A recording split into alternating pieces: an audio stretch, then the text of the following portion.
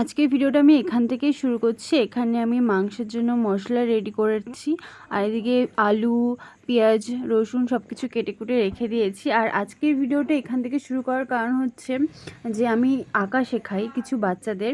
তো আমার বাচ্চাদেরকে আজকে আমি খাওয়াচ্ছি টিচার্স ডে উপলক্ষে। তো এই যে ওরা, আর ওদের কিছু গিফট আগে দেখালাম, আর এটা লাস্টে আমি খুলেছিলাম। তো ফার্স্টে আমি যখন আনবক্সিং করছিলাম তখন আমার ভিডিও করার কথা মাথায় ছিল না। তো লাস্টে যখন খুলছিলাম তখন একজন বলছিল যে দিদিভাই তুমি একটু ভিডিও করো। তো সেই জন্য আমি ভিডিওটা তখন করা ছিল, সেটাই তোমাদেরকে দেখাচ্ছি। আর ওরা আজকে এসছে, আনন্দ করছে, এটাই আমার কাছে সব থেকে বড় পাওনা আজকে। আর ওদের জন্য আজকে সব কিছু আমি নিজের হাতে রান্না করেছি।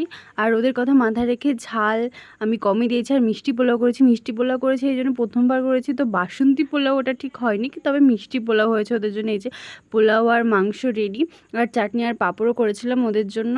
ওরা খুব ভালোভাবে খেয়েছে, ওরা বলেছে খুব ভালো হয়েছে দিদিভাই। সেটা শুনে আমার তো খুব আনন্দ হয়েছে যে প্রথমবার এতটা ভালো খেয়েছে ওরা, ওদের খুব ভালো লেগেছে। যাই হোক, সবাইকে টাটা।